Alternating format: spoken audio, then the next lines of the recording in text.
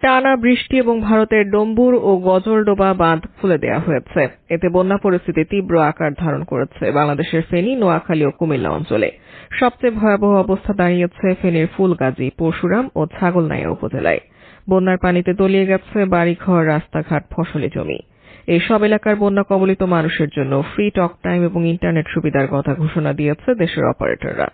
বুধবার 21 আগস্ট দিবাগত রাতে দেশের 4টি অপারেটর কোম্পানি গ্রামীণফোন, বাংলালিংক, রবি এবং এয়ারটেলের পক্ষ থেকে এমন ঘোষণা দেওয়া হয়েছে। গ্রামীণফোনের পক্ষ থেকে বলা হয়েছে, বন্যা কবলিত মানুষের পাশে আছি আমরা সবাই। ফেনী, কুমিল্লা, নোয়াখালী, মৌলভীবাজার, খাগড়াছড়ি, হবিগঞ্জ ও ব্রাহ্মণবাড়িয়ার বন্যা কবলিত এলাকায় সবার যোগাযোগ রক্ষায় 10 মিনিট ও 500 MB ফ্রি দেওয়া হয়েছে। মেয়াদ দেওয়া হয়েছে 3 দিন। এটি পাওয়ার জন্য গ্রামীণফোন গ্রাহকদের ডায়াল করতে হবে *121*5050#। বাংলালিংক এই সুবিধা দিয়েছে ফেনী, নোয়াখালী ও কুমিল্লার মানুষদের জন্য। অফারটি বন্যা কবলিত এলাকার নির্দিষ্ট গ্রাহকদের জন্য প্রযোজ্য। এসব বাংলালিংক গ্রাহকরা 3 দিন মেয়াদে 10 মিনিট ও 500 MB পাবেন।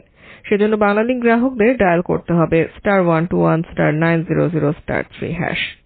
সাম্প্রতিক বন্যায় দুর্গতদের পাশে থাকার ঘোষণা দিয়েছে রবি। তারাও 3 দিন মেয়াদে ফ্রি দিয়েছে 20 মিনিট ও 250 MB ইন্টারনেট।